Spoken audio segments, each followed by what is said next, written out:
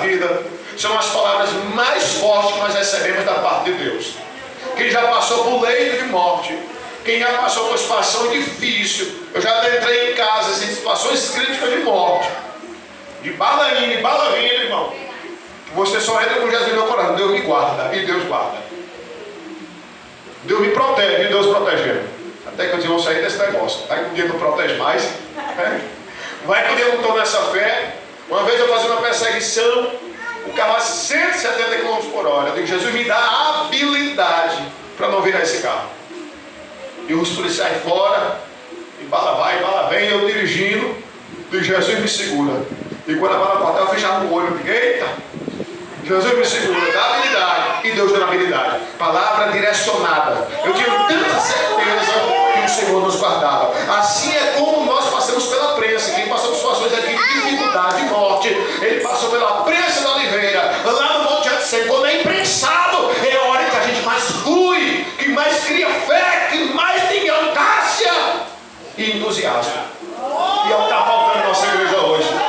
A gente é chamado para ir na casa de alguém, a gente é para orar em casa. Dizer, Senhor, me dá substância de fé. Você tem que projetar na mente já a vitória daquela pessoa. E quando você chegar lá, você não vai orar mais, vai determinar. Ei, levante, seja curado. Eu vim aqui dizer que já está resolvido. No nome de Jesus, faça as pazes. É assim, irmão. A gente se alimenta para fazer. Então o que é que Josué não fez? Não orou. Disse, 2 mil resolve, manda. Porque se ele vai orar, Deus diz, não, mande não tem nada, tem maldição, não mande não, tem problema, resolve o problema, Josué. Tanto é que quando ele chega com a notícia que 36 soldados, o que é que ele vai fazer? Ele vai orar. Porque nós temos o costume de orar quando não está certo. Mas nós não temos o costume de orar para saber se está certo. A gente só ora, como diz, depois que o leite foi derramado. A gente não procura saber. Hoje eu recebi uma ligação de uma tia minha, porque mais uma vez fecharam as portas. No começo do ano, ela e meu pai entraram na justiça contra a minha irmã, dizendo que ela estava dando maus tratos. Não era mais o marido dela, também é o pai dele, com o menino, mas não estava. Eu tentei resolver antes, eles não esperaram, foram na justiça. Resposta, para saber, eu devo fazer? Porque quando Josué agora ora para saber o que aconteceu, Deus responde. E olha o que ele responde, eu quero tratar com vocês. Olha aí, Josué capítulo 7, e no versículo número 10. Então disse o Senhor a Josué, levanta-te, porque estava como? Ajoelhado. Ele estava lá, ajoelhado, Senhor, com o rosto do pó, de manhã até de tarde. Senhor, só sai daqui quando o Senhor me responder. E isso nos ensina muito. Ele não estava entendendo, não reclamou, não saiu brigando, não espraguejou. Ele tinha sofrido uma derrota, mas foi aos pés de Cristo perguntar por quê. Senhor, me responda. Começou amanhã. Me responda, entrou no meu dia. Me responda, chamou os anciões. Me responda, entrando comigo. Nós precisamos ouvir a voz de Deus, saber o que é que está acontecendo. Bota rosto no pó, vamos à igreja, vamos orar, porque o empecilho, porque a luta, porque a dificuldade, porque não tem sinais, porque a frieza, porque agora! E quando começaram a orar, Deus respondeu. E a resposta de Deus não foi muito convidativa. Deus disse, ei rapaz, levanta. Levanta daí, porque não é hora de orar. É hora de tirar a maldição. É hora de expulsar o anátema. É hora de agir. Então tem hora que você deve orar, Alex, Zezinho, Francisco, mas tem hora que você deve agir. E é isso que está faltando na igreja, ousadia no Espírito Santo. Nós sabemos a quem falar, mas muitas vezes não temos a audácia de agir. E muitas vezes não temos a audácia, porque não há uma purificação do nosso ser. E tememos. Não me canso de dizer, eu fui presidente de jovens, 49 jovens, culto campal, na cidade de Herói, na rua chamada 16, um louvor abençoado, de repente chega a notícia, lá perto do Valdivim Prachetes, na rua que lá, no final da Avenida Brasil, tem uma criança, uma menina adolescente, endemoniada, chama o senhor, diga bem. Eu disse, eu queria um dos jovens aqui, eu fui lá aconteceu, não vou não. Bora, rapaz. Eu não, chamei outro. Aí eu fui para os jovens que eu achava que estava mais forte. Sei, irmão, Maria, sei, não vou não. Foi não, e aí vamos vocês, não, vou não. Ninguém foi. Aí vim descendo um presbítero da igreja, aí estava de oração, contei a história a ele, só lá vamos ao senhor. E foi eu e ele. Quando nós chegamos na porta, a menina já estava bem. Eu já tinha resolvido. Só a audácia de ir. E eu vi orando, se eu chegar, não deu autoridade. Não deixa eu ser envergonhado, não. Então vamos falar no teu nome. Vamos expulsar para agora do Senhor. E eu fui com tanta vontade de expulsar que quando eu cheguei, não era expulsar.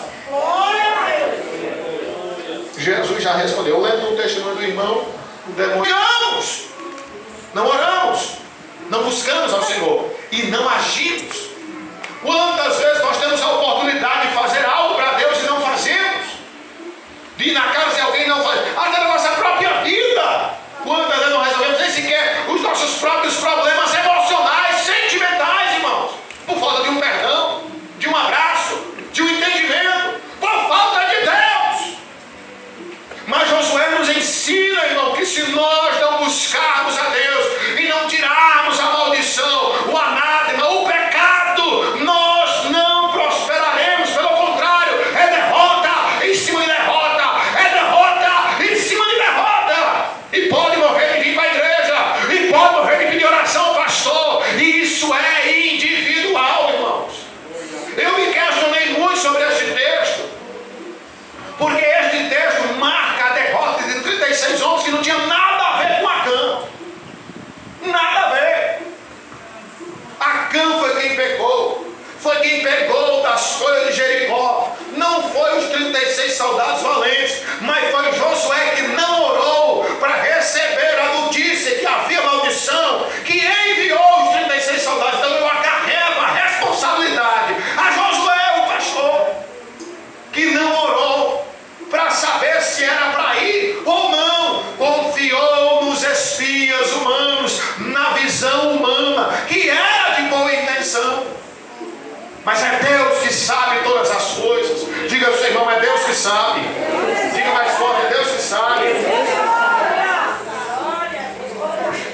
Louvado seja o nome do Senhor.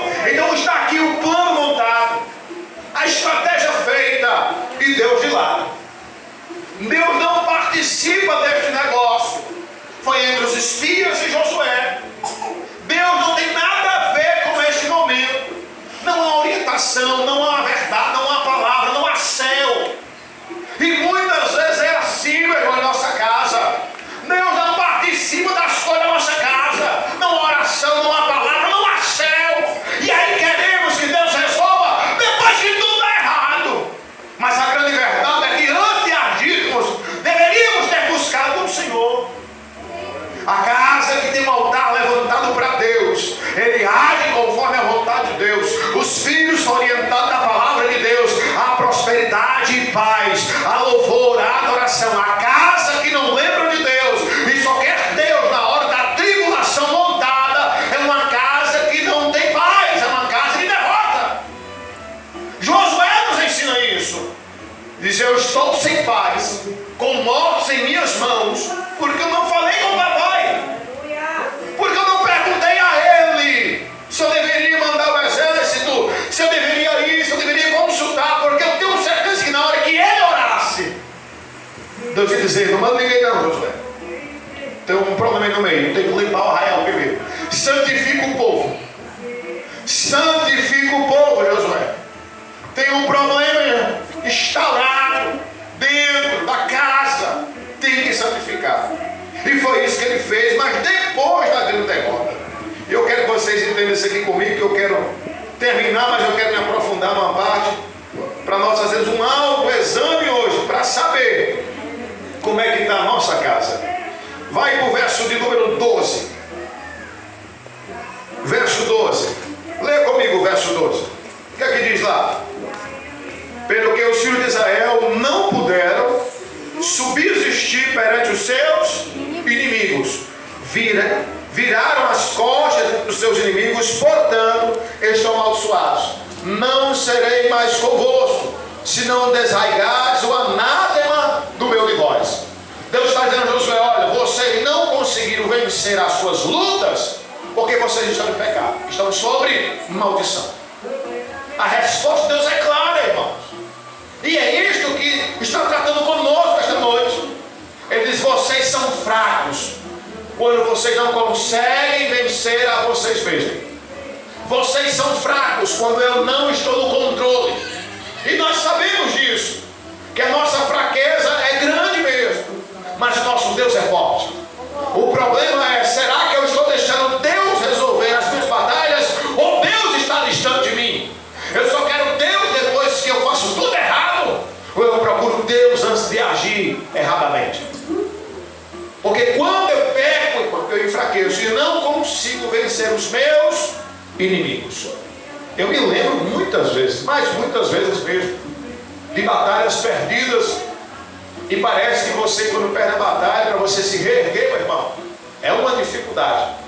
É mais fácil você permanecer com o erro do que você voltar atrás e reiniciar tudo de novo. E quantas vezes, não, quer saber de uma coisa? Eu fiz isso por 2 vezes. Eu falhei a primeira vez. Quando eu falhei, eu tentei, eu disse: quer saber de uma coisa? Vamos deixar isso para lá. E deixei.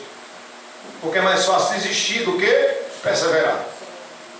Mas eu louvo a Deus que, por mais que Ele condene um erro que foi cometido, e por mais que nós venhamos a cometer os mesmos erros na caminhada da fé, Josué nos ensina algo primordial.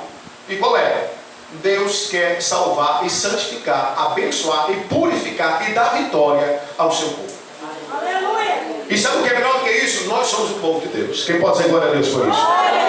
Então hoje eu quero convidar a todos a examinar a sua fraqueza, fazendo uma autoanálise. Deixa eu olhar aqui onde é o meu problema. Deixa eu olhar aqui porque eu não estou conseguindo a resposta.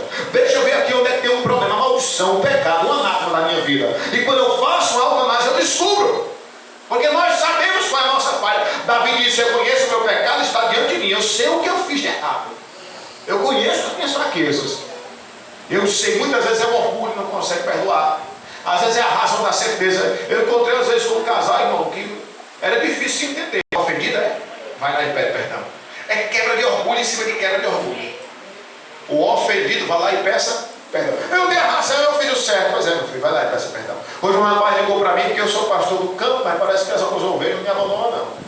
Pastor, eu briguei com o pastor aqui, o antigo obreiro meu.